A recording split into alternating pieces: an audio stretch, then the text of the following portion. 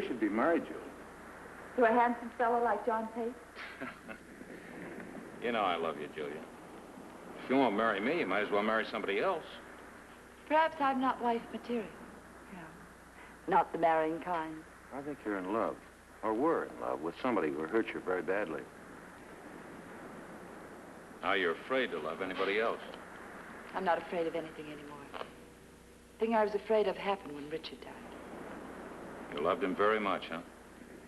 Very much. Julia. Julia. But Rensselaer's dead. Is he? Julia. Julia, it's been 3 years. 3 years ago tonight. Look, Julia, if you won't marry me, let me at least help you get rid of those morbid thoughts you've got. Suppose we go to dinner tonight at the Mirador Hotel, and then dancing at the Starlight Roof. The whole works. No, Julia, not tonight. No, John, not tonight. You can hear me, can't you, Julia? The message. Better by far you should forget and smile than that you should remember and be sad. Julia, what's the matter? What are you thinking about? Oh, nothing. Just a line from an old poem. I am going to take you out tonight. I insist on it. John, I have another engagement.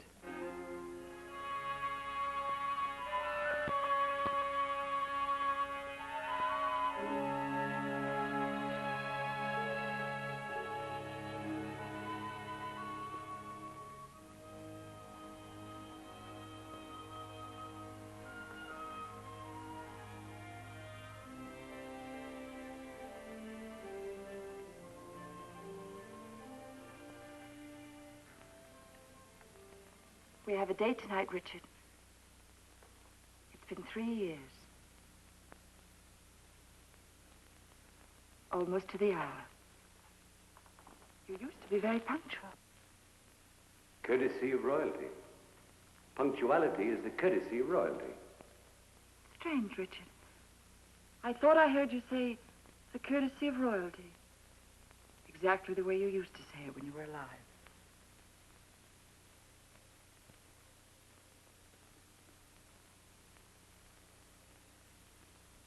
You see, it can be done, Julia.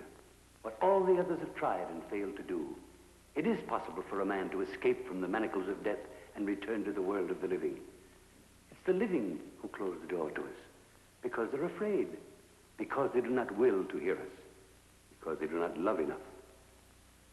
I love you, Richard. You said love, not loved.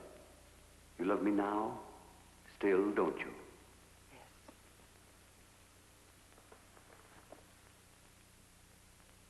Can you hear me? Can you hear my voice? No. No, there's no sound. But in the silence, I know what you're thinking. I know that you're in this room, very close to me. Julia, I've been looking everywhere for you. What are you doing here alone in this ghost hole? I'm talking to Richard. But Richard's dead, darling. Rensselaer's dead. He's gone. He's buried. The dead don't come back. They do. Darling. They do come back. Darling. You're ill. I'm going to take you to see a doctor. No. Richard, help me. Richard is not here. He is. No, the memory of him is here. I know how it haunts you. Makes you sad, darling, the longing for him. You know, we all feel this way when we lose people we love. When my dad died, I had the same feeling. But what could the dead give to you? What could they say to you? Can the dead bring anybody love, togetherness? Richard, are you still here? Yes, Julia, I'm here. The message. Give me the message in the envelope. Here, John, open this envelope. Go ahead, Richard. I'm listening. The message is... The message is... Better? Better? Go ahead, Richard. Go ahead, Richard.